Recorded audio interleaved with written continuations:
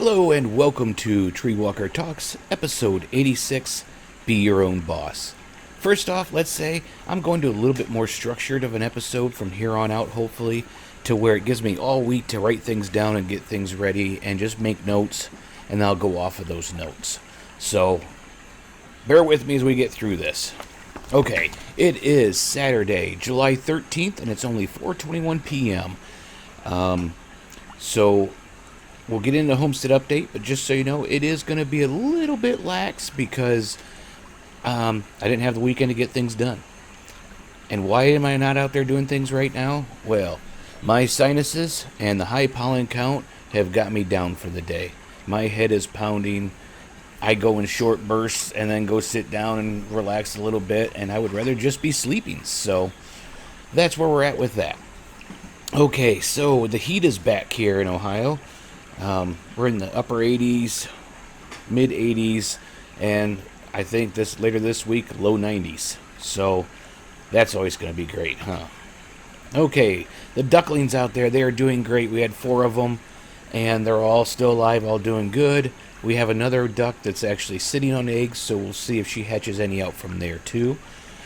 We are planning on keeping those on the farm, so hopefully the ducklings we have now will be meat in the freezer probably next spring.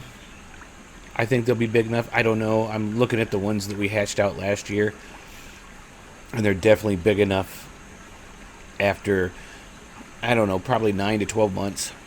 I'll have to look up to see Muscovies when you actually butcher time is. I do have something that is changing on the homestead, though. So as many of you know, I've kind of struggled with a couple of the animals on the homestead on whether I should keep them or not. And one of those is rabbits. And they do make a lot of great compost material with their poop and everything. But unfortunately, as I was struggling with that because I'm the only one that will eat their meat, we just had a loss. I knew he was sick, so I gave him my normal herbal stuff to make them better. But within 24 hours of noticing that he was acting funny, my male passed away. Which leaves me with 2 females. So I think at this point, rather than buying another male, and I was questioning it, maybe this is a sign, I think we're going to just butcher the 2 females that I have and be done with rabbits for right now. Not saying we're going to be done forever. I'm going to get rid of the supplies. I'm going to keep them in. I've got an old shed out there that they'll go into nicely. But that opens up the old goat barn that was going to be the rabbit pen. And then I kind of thought about moving some chickens over there if I didn't have the rabbits. But I think I'm still have to look it up and figure it out. But I'm pretty sure what I'm going to do with it is put a wood floor in it with all that pallet wood I have, and make it so there's a swing door on the one side so it can open up and easily get stuff in and out. And I think I'm going to make it into a little woodwork shop. So I can put my table saw out there, my miter saw, bandsaw when I get it, and just have an area where it's all set up and ready to go. And like I said, if I have to do bigger things, we'll open up that side door, pull whatever it is out, do it out there, then we can put it back in. I think that's going to be good. It's going to free up some area in our shop and free up the area in the back of the shop for the hydroponics setup that I want to do. And I think that's going to be a good go. Wanted to get that started this weekend. I'm supposed to have thunderstorms tomorrow, but we'll see. I need to mow, so that might be tonight, maybe tomorrow. But hopefully we can get started on it. But it doesn't matter. I can get started on that anytime. There's lights out there. So let's say I come home at midnight or 11 o'clock, 10 o'clock, whatever, and I want to work out there. I can flip lights on and work out there. So that's the neat thing. So I think that's kind of it for the homestead update this week. We'll move on. If you hear paper, I am back on the old paper, pen and paper for some of this stuff. So, well, for all my notes. The next new section will be called the Market Monitor. And this is just an area where we're going to look at what the going rates are for items in my area. And just so we can kind of keep a track. So maybe in a year we can look back at the notes and stuff and see what the difference is. So we'll start off in grocery. And I will, once my farmer's market stand that I go to opens up, and I can get out there, I'll get you ear corn, melons, tomatoes, squash, that sort. But right now, we're just shopping mainly where I shop, which is Meijer's. If you don't have a Meijer's, it's the same thing as, pretty much a Walmart. It's just I think they have better meats, better produce there and stuff. So bread, we'll start off with that. The Meyer brand, which would be the same as a store brand if you're going somewhere else, is $1.49 a loaf. Milk, which I just go with Meyer's milk, the store brand, which is I use whole milk, is $2.78 a gallon. Gas, we'll come back to that. Ground beef, just the 80/20, is $5.69 a pound. Sirloin steak, $9.99 a pound. Whole chickens, which are under the Meyer brand, so it'll be like your store brand, is $1.49 a pound. Chicken drumsticks are $1.39 a pound. Skinless, boneless chicken breast, $2.79 a pound. Pork loin, $2.99 a pound. Pork chops are also $2.99 a pound. I think with that I would go with the loin and just cut them into the chops, right? And the bag of beans. So we're going to 16-ounce kidney beans are $2.15 a pound. Let's pick up our gasoline. Regular unleaded with ethanol is $3.09 a gallon currently here. And then this is just kind of keep up. 2x4x8, just a regular stud, is $3.36. Okay, that's it for that section. That was the market monitor. Now we're going to go into the gathering guide for August. So I want to, like the first episode of the month, I want to release the whole episode, or the whole list of all the gathering stuff for the next month that I know of. And if we have to, the rest of the month, we will add updates to that section. Okay, so for this month, and if you know of anything that's not on the list you want to add, or something you're having, let me know and we'll get it on there. And this is not by date or anything. I think in the future we will go by dates, but this was just as how I found them. The first one, and this one is well known to me. I haven't been to it. Someday I'll get there. And that's the Self-Reliance Festival. The Self-Reliance Festival will take place on August 19th through the 20th, 2024, at Special Operations Equipment in Camden, Tennessee. This festival is designed for individuals interested in self-sufficient living and preparedness. The event will feature a wide range of practical demonstration and skills training sessions, including emergency medical training, blacksmithing, let me turn to the next page, aquaponics, and permaculture design. The festival aims to bring together a community of like-minded individuals who are passionate about self-reliance and preparedness. Attendees will have the opportunity to network with experts and peers, participate in workshops, and view demonstrations that provide actionable knowledge and skills. For more information, including how to register, visit the official festival website at selfreliancefestival.com. And I will put all of this, and all the information I'm giving you and the web pages in the show notes. Okay, the next one is Would You Survive Seminar. The Would You Survive Seminar is scheduled for August 31st, 2024 at the Weber County Sports Shooting Complex in Ogden, Utah. This seminar is designed as an in-depth beginner training course for SHTF scenarios and other emergencies, focusing on essential survival skills and preparedness techniques. The details, it will be August 31st, 2024 at the Weber County Sports Shooting Complex, 2446 Rutland White Boulevard, Ogden, Utah. It will be from 9 a.m. to 8 p.m. The seminar will cover the 10 G's of preparedness, which includes topics such as gear, goods, grub, gas, ground, gold, guns, garden, guts, and God. Each segment is designed to provide practical, actionable information to help participants prepare for a variety of emergency situations. Highlights are survival skills, preparedness techniques, and expert instruction. Information about that. Registration. Participants are encouraged to register in advance, as space may be limited. For more information and to register, you can visit the official seminar website or contact the Weber County Sports Shooting Complex. And the contact, I will put that in the show notes. It's a phone number. Their webpage is woodsyousurvive.com, and the U is just a U. Next on our list is the Kerr County Emergency Preparedness Expo. It is scheduled for August 31st, 2024 in Kerrville, Texas. This event will be held at the Happy State Bank Expo Hall at the Hill County Youth Event Center, located at 3785 Texas 27. The expo will run from 9 a.m. to 4 p.m. and is designed to educate the public on various aspects of emergency preparedness and disaster response. The highlights will be vendors and exhibitors, Topics covered will be solar power, water purification, canning and freeze-dried food, rain collection, emergency communications, financial preparedness, self-defense and survival gear, gardening and sustainability. For more information, just contact Steve Lehman and I'll put that phone number in the show notes. Exhibitors, the expo is still accepting exhibitors. Interested vendors can find more information on how to participate on the official website, which is at hcpreppers.com. Next is the Ozarks Homesteading Expo, and that expo is set to take place from August 27th through the 29th of 2024 at the Webster County Fairgrounds in Marshfield, Missouri. The event aims to educate and provide resources for homesteaders of all skill levels to become more self-reliant.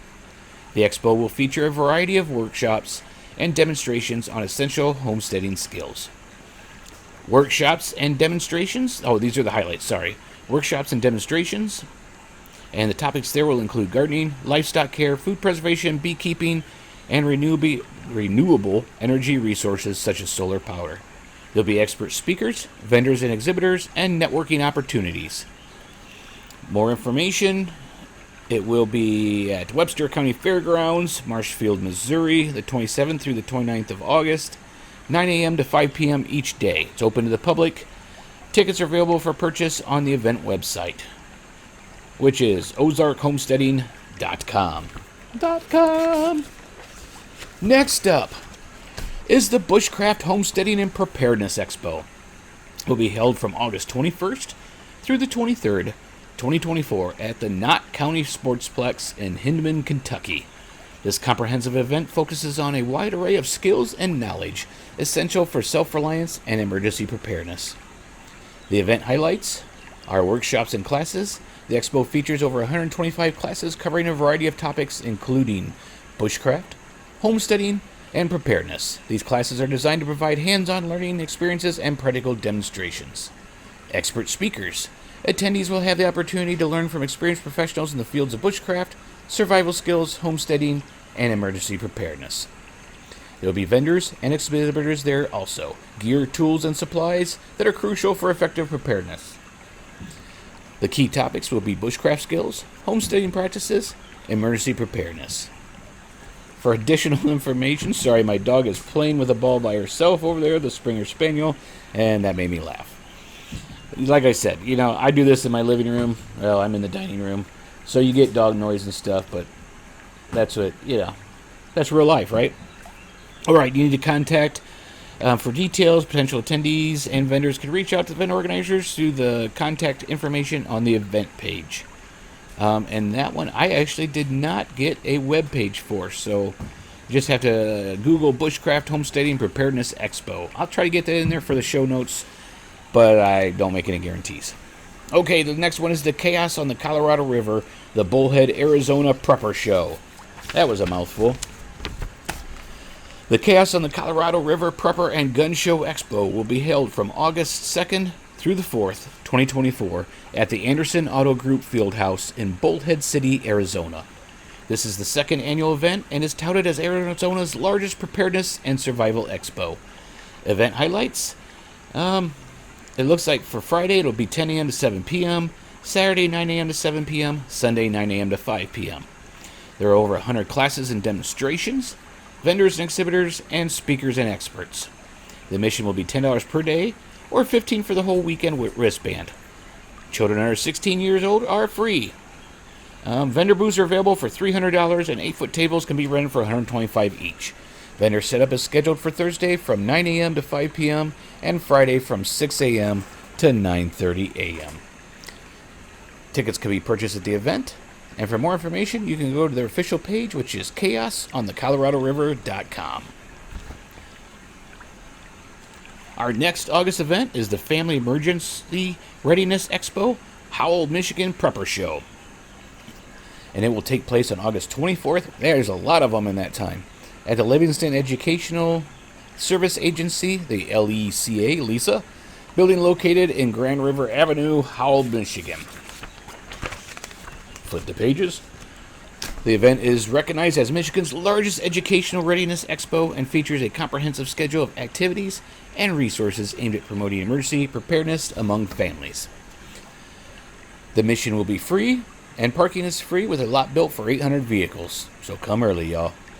It will feature speakers and classes, 14 expert speakers across 2 classrooms, presenting non-stop sessions on various topics such as surviving a carjacking, armed self-defense, creating a 72-hour emergency kit, disaster hygiene, fire prevention, home defense, and more. These sessions are designed to equip attendees with practical skills and knowledge to handle these emergencies. There will be vendor support. Vendors receive free space and access to services like porter assistance to transport inventory to their tables and staff coverage during breaks. Electricity is provided at no cost, unlike other events that charge for it. So, right there, if you're a vendor and you have to choose to go to some of these places, right there, this one's free. They even watch your booth for you, So, just saying. There'll be children's activities, too. Includes kid-friendly activities such as face painting, balloons, fireman hats, and coloring books to engage the younger attendees. Resources for attendees. There's free literature, raised booklets, child ID kits, and other educational materials that will be available. There will also be food trucks. Oh, we all love food trucks, don't we? And live music to enhance the event and the experience. Vendors interested in participating can apply at the Expo's official website. There's a phone number to call, or you can go to readylivingston.godaddysites.com. The next one is the Longmont Survival and Prepper Show, Longmont, Colorado Prepper Show.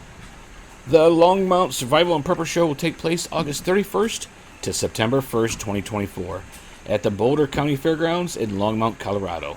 This event is designed to be a comprehensive destination for anyone interested in survival and preparedness, featuring a variety of activities, exhibitors, and educational opportunities. Lost the last word there as I'm trying to turn pages. Maybe I should make these smaller, but I'm getting older, so my eyes like it hit the mic, like it like this size. So the dates are August 31st to the September 1st at the Boulder County Fairgrounds, and it is $10 for both days. The exhibitors, they will show a diverse range of exhibitors showcasing the latest in survival gear, emergency supplies, sustainable living solutions, and innovative technologies. There will be workshops and demonstrations. Oh, got the hiccups all of a sudden. Learn essential survival skills, emergency medical techniques, and strategic prepping methods. Networking, so you can network with people there. Its target audience attracts a highly targeted audience interested in products and services related to survival, preparedness, and sustainable living. The exhibitor spaces are available. Vendors benefit from significant exposure and visibility. If you want to know more, go to peshows.com. And that was the last one. So if you know something else that could be on this list, let me know. I will update the list as needed every week, but I won't repeat the old ones, and they will be in the show notes so that you can look them up. Okay, the next news section we're going to do is called Liberty Alert. And I will try to pick one, sometimes maybe more, but at least one news article every week to discuss about, or topic. So this week we're going to talk about Denmark's controversial plan to tax livestock farmers for greenhouse gas emissions from cows, sheep, and pigs starting in 2030. This so-called flatulence tax. Oh man, there's just so many jokes I could put there, but isn't any tax that comes from politicians flatulence? Oh, sorry. As part of the Denmark's ambitious goal to cut greenhouse gas emissions by 70% by 2030 and achieve climate neutrality by 2045. And it is the same place that pissed the farmers off and had them spraying manure on their highways and stuff? I believe so. So let's look at the facts. The initiative is a tax on livestock emissions, supposedly. Start date's 2030. And the tax rates will be 300 Danish kroner, which comes up to $43 per ton of CO2 equivalent in 2030. Rising to 750 Danish kroner, or $107 per ton by 2035. Okay, I've got that later. I was going to give you the average, but the effective rates with tax breaks. Due to a 60% tax deduction, the effective cost starts at 120 Danish kroner, or $17 per ton, in 2030, rising to 30 Danish kroner, which would be $43 per ton in 2035.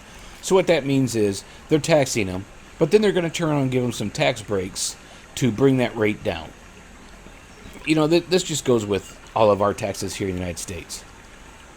If you just gave no deductions, no tax breaks, and you just charged everybody, businesses and everything, a flat rate, I bet you we wouldn't have any problem with money, and most of the people would be paying less than they do now, except for corporations and that use tax deductions to pay no interest, or no taxes.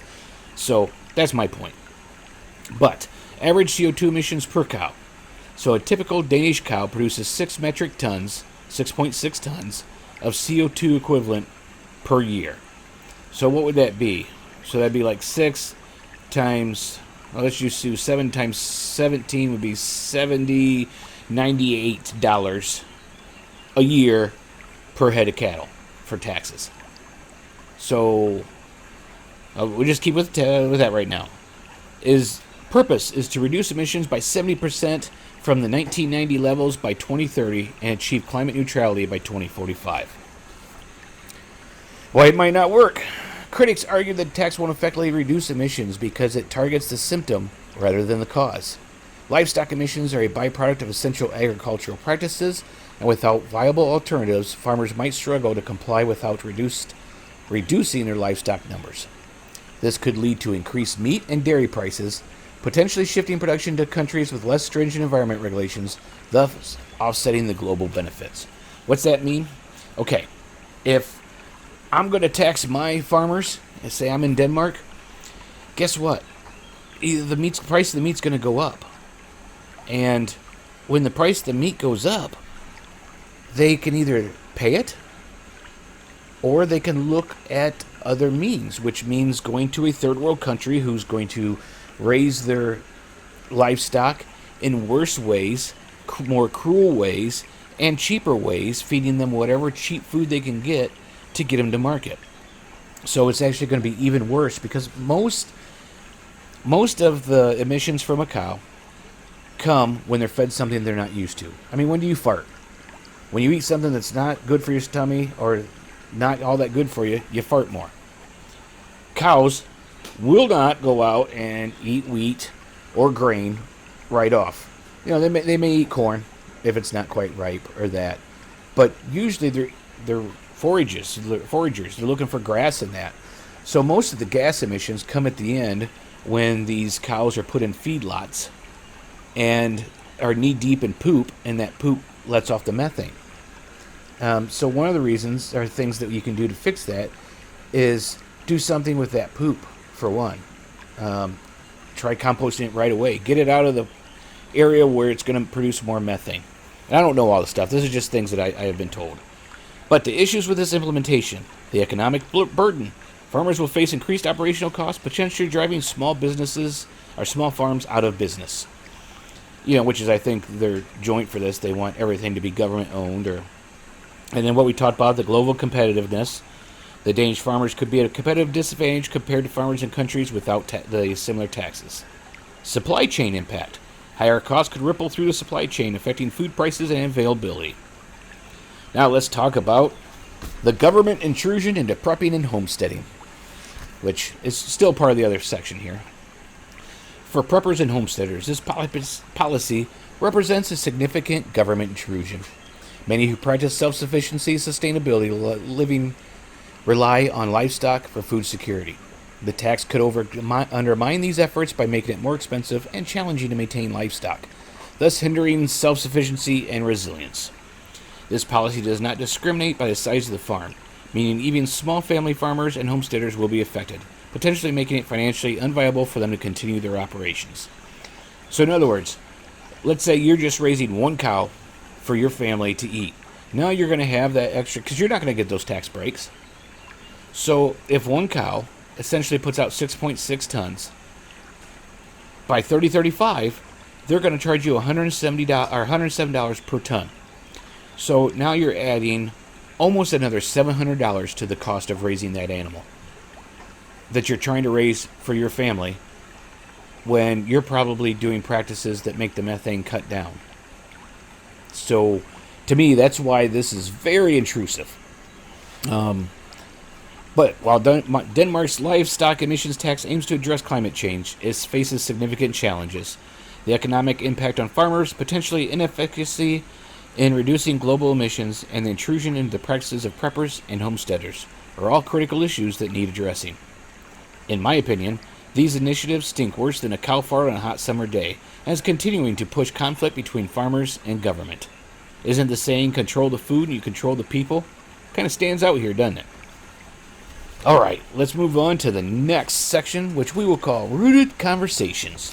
And in case I got that too loud there, it's Rooted Conversations. And this will be the main topic every week. And it will range from different things, whatever is passionate or whatever grips me at the time. And this week I've been thinking about this a lot. So let's talk about something that's been on my mind. The idea of working for myself. It's not just about the logistics of starting a business. It's about the deep-seated need and desire to break free from the traditional job mold. Here's why, like me, you might feel the urge and possible ways you can get started on this exciting journey. Why would you want to work for yourself? Well, you may desire autonomy. One of the most compelling reasons is the desire for independence. Working for yourself means you have control over your time, decisions, and the direction of your business. No more clocking in and out at someone else's whim. Passion and purpose. Many people feel a strong pull towards entrepreneurship because they want to pursue their passions and create something meaningful.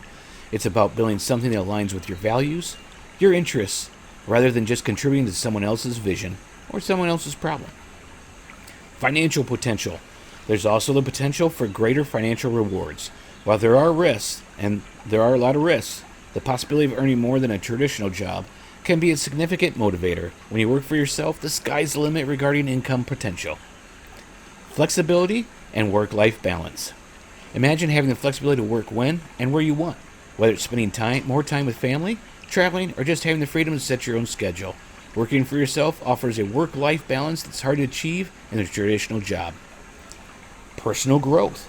Starting and running your own business can be incredibly fulfilling on a personal level. It pushes you to grow, learn new skills, and overcome challenges. The sense of accomplishment you get from building something from the ground up is unparalleled. Next section is, how do we get started? First, you want to identify your why. Start by clearly defining why you want to work for yourself. Is it the desire for freedom, financial independence, or the need to pursue a passion? Knowing your why will keep you motivated through the tough times. Mine's kind of a mixture of all. I'm tired of working for somebody else when I could work for myself and see the progress. Right now I get a paycheck. That's it. If I'm not there, guess what? They stick somebody else in position and it goes on. So there's no real purpose there. 2, you want to conduct market research. Before you jump in, understand the market. Who are your potential customers? What are their needs and preferences? Analyzing your competitors and identifying a niche can give you a competitive edge. 3, create a business plan. A solid business plan is your roadmap to success, outlining your business goals, target market, value proposition, and financial projections. This plan will guide you through decisions and help you stay focused. Handle the legalities. Ensure you comply with all legal requirements. This includes choosing a business structure, registering your business if needed, and obtaining necessary licenses and permits. Consulting with a legal professional can be invaluable during this stage. Also, staying off the radar is a good thing too. Number 5, secure funding. This can be a hard one. Determine how much capital you need and explore funding options. This could be personal savings, loans, or investments from family and friends. Having a clear financial plan is crucial to sustain your business in the early stages. Or start off small. This is my thing that I'm going to do. Or start off small and start going right away with limited transactions. Like, let's say I'm looking at selling herbs or plants. Only have a small inventory until the demand is there. So just have maybe 10 plants ready. And then put them up on Etsy or, sell local, however you want to do it. And if you sell out of all 10 of those right away, raise it to 15 or to 20. And you keep doing that. Now, once you get, let's say, I'm at my max spot. On my homestead here, I can only produce 50 of that plant. And I'm selling out 50, and I have people emailing me wanting more. You do that, and that's a good thing to take to a bank or someone who will give you funding and say, look, I already have this customer base, and I have inquiries on more or new customers that want the product, but I can't give it to them because I don't have the big enough production. So I would like funding to double my production or triple my production or that sort of thing. Or just to need funding to start a business or a building, get my stuff into that building, which will give me room to grow and just continue to grow like you were before, where you keep slowly adding more and more. And then once, say you get to the end of the month or however long it is that your cycle is, and you have extra, then maybe dial it back just a little bit.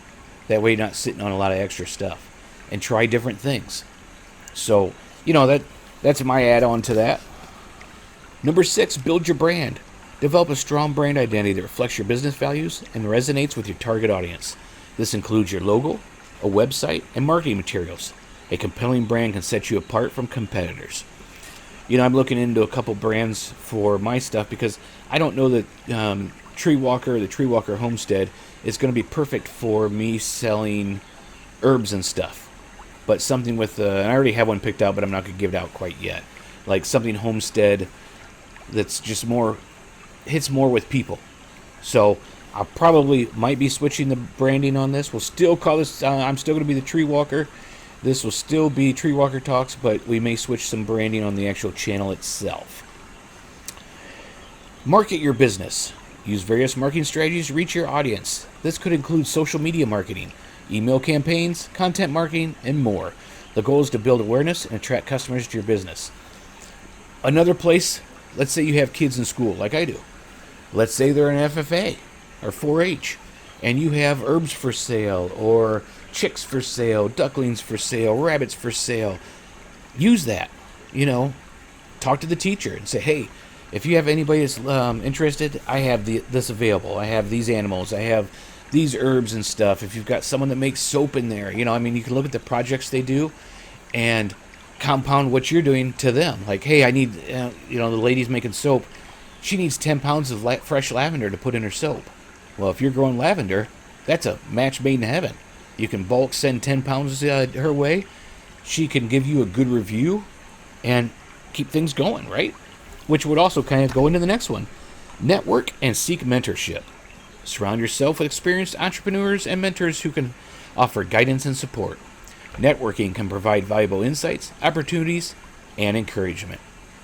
And finally, the final thoughts on this. Working for yourself can be thrilling and rewarding path. It's about embracing the freedom to shape your destiny, the joy of pursuing your passions, and the satisfaction of creating something truly your own. While it comes with its challenges, the benefits far outweigh the risks for many aspiring entrepreneurs. Remember, every successful entrepreneur started with a dream and took that first step. So why not take yours today? You've got this. All right, and that is it for the new format. I hope you enjoyed it. I hope you'll give me some feedback on it, whether you liked it, whether you liked the old way better. This is a lot longer, but like I said, it won't be this long every week because we won't have the upcoming events for the next month, except for the first episode of the month. And maybe if I can figure out, the survival podcast, Jack Spirko says, I'm just a hippie duck farmer. I used to know computers. I used to know programming on some of the stuff, but I've gotten away from it. So if I can figure out, maybe I can timestamp it, and if you want to, you can just skip that section. Probably not on this one, but maybe in the future on YouTube, and skip the first section where it's all the events going on. But then you could look in the comments or the notes to see them. Okay, so thanks for joining me. I hope to see you on the next one. And remember, stay alive out there and keep on surviving.